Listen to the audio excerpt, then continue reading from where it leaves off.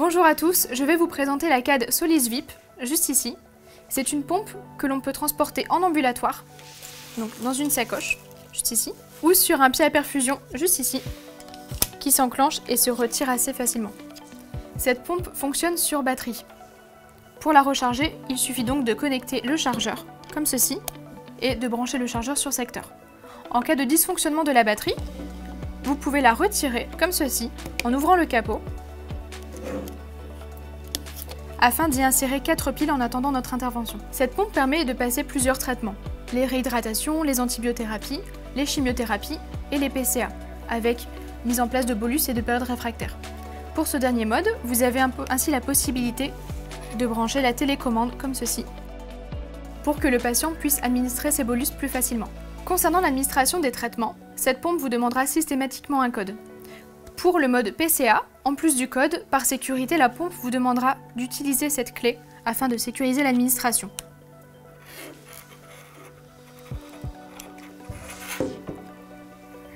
Pour terminer sur les généralités, concernant la manipulation de la pompe, l'écran n'est pas tactile.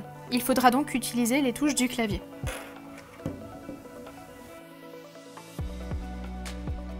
Pour allumer la pompe, appuyez sur la touche sur le côté.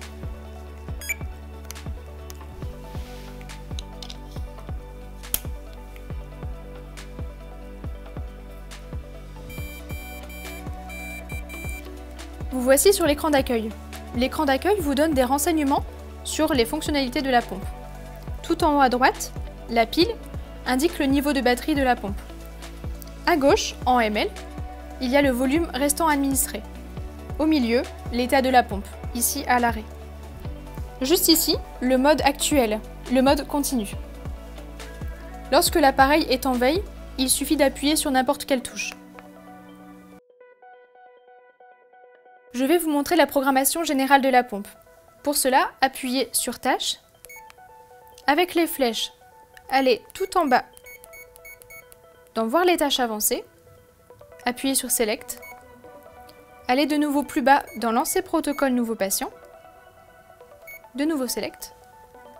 Il vous demande alors si vous confirmez tous les paramètres de perfusion seront remplacés. Vous appuyez sur Continuer. Ici, la pompe vous demande un code. Elle vous le demandera à chaque traitement. Pour cela, référez-vous au code fourni par votre prestataire. Les différents modes sont alors indiqués. PCA, continu, intermittent ou palier variable. Nous allons prendre le mode continu en exemple. Vous y trouverez des modes déjà établis, mais vous pouvez prendre la programmation manuelle. Vous appuyez sur Select. Il vous demande si cela est correct, vous appuyez sur Oui. Et il vous demande de revoir les paramètres de la pompe. Appuyez alors sur Revoir. La pompe vous demande le débit continu souhaité. Pour le modifier, appuyez sur Select. Et avec les flèches haut et bas, vous pouvez modifier cette valeur. Appuyez sur Enregistrer. La pompe vous demande également le volume résiduel, vous pouvez appuyer sur Select.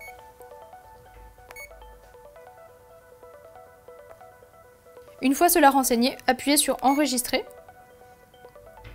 Puis, pour valider ces deux paramètres, appuyez sur Valider. Une petite encoche verte va apparaître. Vous appuyez alors sur Suivant pour mettre en place le dispositif adéquat. Pour l'administration des traitements sur la CAD SolisVip, vous avez deux possibilités. La tubulure spiralée, juste ici, ou la cassette.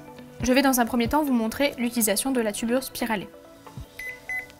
Après avoir reconstitué le traitement dans votre poche de soluté, il vous faudra retirer l'intégralité de l'air. Le but étant d'éviter un maximum l'apparition d'alarmes à cause des bulles d'air. Dans un premier temps, vous percutez votre poche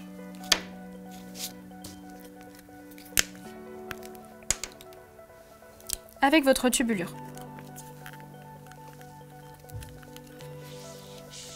Gardez-la de cette façon, puisque nous allons venir percuter l'autre côté de la poche avec la seringue de façon à retirer l'air.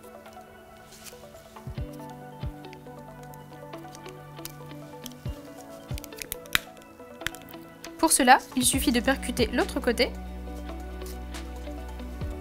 et en aspirant, vous retirez tout l'air de la poche.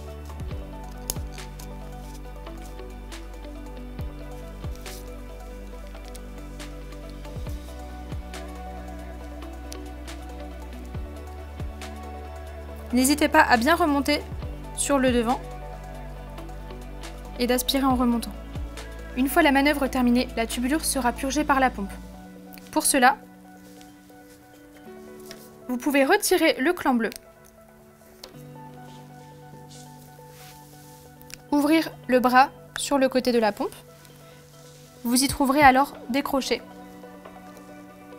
Les crochets juste ici également, à associer. N'hésitez pas à bien appuyer de nouveau sur le petit bras gris pour l'insérer. Puis remontez le bras. Il vous demande ainsi de purger la tubulure. Appuyez sur oui. Il vous redemande le code. La pompe vous demande alors de déconnecter la tubulure du patient et d'ouvrir les clans. Ensuite, appuyez sur purger. La purge est manuelle, c'est-à-dire que dès lors que vous voyez une goutte perlée à l'autre bout de la tubulure, il faudra appuyer sur arrêter la purge. La pompe vous demande si vous souhaitez continuer la purge. Vous pouvez appuyer soit oui, soit non. Une fois que la tubulure est complètement purgée, appuyez sur non. Elle vous demande alors de démarrer la pompe. Les voyants sont tous au vert, tout en haut. La pompe est bien en marche. Afin d'utiliser le mode ambulatoire de la pompe, vous avez à disposition des sacoches. Plusieurs scratchs vous permettent alors de fixer la poche et la pompe.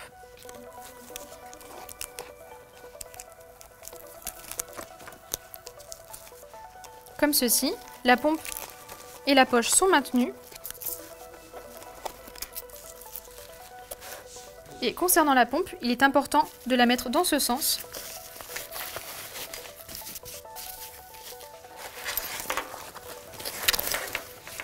Pour qu'à la fermeture de la sacoche, le patient et l'infirmière puissent accéder à l'écran de la pompe. Passons maintenant à la préparation de la cassette. Pour cela, vous avez besoin de votre poche de soluté, d'une cassette de 50 ou 100 ml selon votre prescription, d'un prolongateur, d'une seringue de 60 ml et d'un trocard. Vous pouvez commencer par prélever le contenu nécessaire de soluté.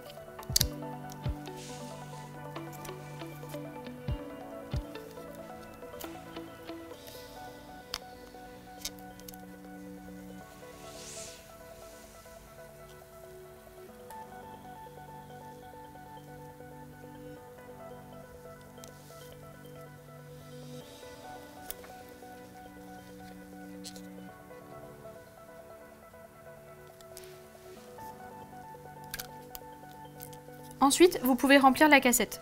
Pour cela, dévissez le bouchon, insérez la seringue et remplir la cassette.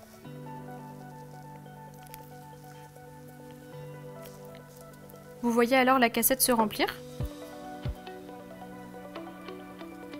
Toujours de façon à utiliser la pompe en ambulatoire, il faudra faire le vide d'air de cette cassette. Une fois le liquide injecté, faire le vide d'air directement en aspirant l'air dans votre seringue. Vous pouvez alors basculer un petit peu la cassette pour récupérer l'air plus facilement.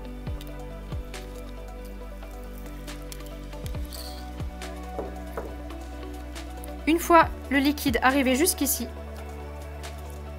clampez la tubulure.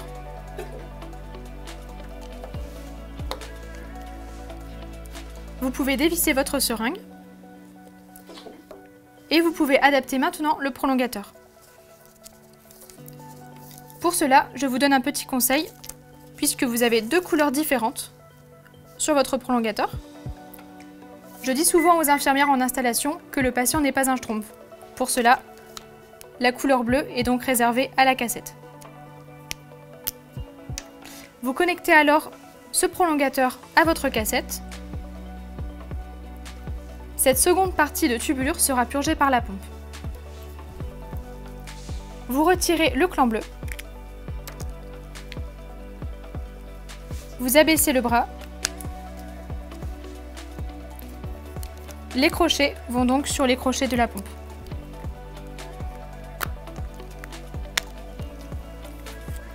Vous remontez le levier. La pompe demande alors de purger la tubulure. Pour cela, appuyez sur oui. La pompe redemande le code. La pompe demande alors de déconnecter la tubulure du patient et d'ouvrir l'écran.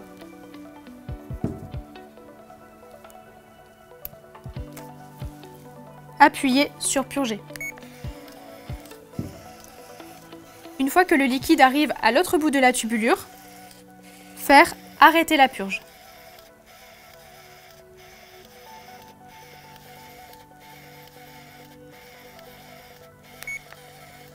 La pompe demande de continuer la purge. Vous pouvez appuyer soit sur oui, soit sur non. Ici, la tubulure est complètement purgée. J'appuie donc sur non. La pompe demande à verrouiller la cassette. Pour cela, utilisez la clé fournie. Une fois cela réalisé, votre levier ne peut plus s'ouvrir. Il s'agit d'une sécurité. Vous pouvez alors démarrer la pompe. Votre pompe est bien en marche. Cela est marqué sur votre écran. Vous pouvez de nouveau mettre cette pompe dans une sacoche pour respecter le mode ambulatoire. Pour cela, la pompe se met de ce sens.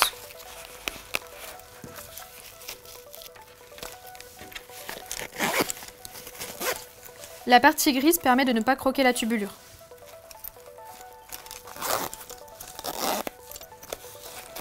De cette façon, l'écran juste ici vous permet de voir la pompe.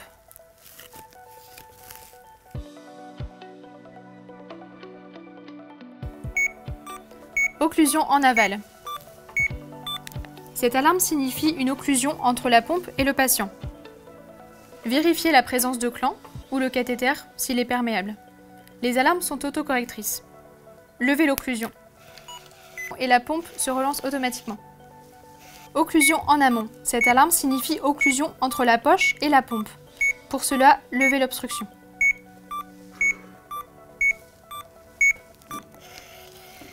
La pompe se relance automatiquement. Air détecté. Cette alarme signifie la présence de bulles d'air dans la tubulure.